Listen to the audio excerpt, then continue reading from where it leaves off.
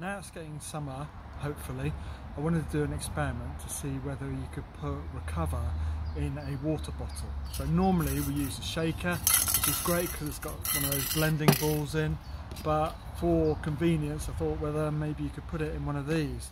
So this is my lucky water bottle, been around for 10 years and hasn't bounced out of its bite cage yet, hence the reason why it's lucky. So just add some water, then this is Recover, chocolate Recover, so let's just add a few spoons in there. I was just kind of interested to see whether it will get caught, you know, on the lid here, you know, on that little thing that you kind of drink out of, or whether it wouldn't mix properly. Well, I'm definitely getting a taste of chocolate. Feels just like it normally does when you drink out of a blender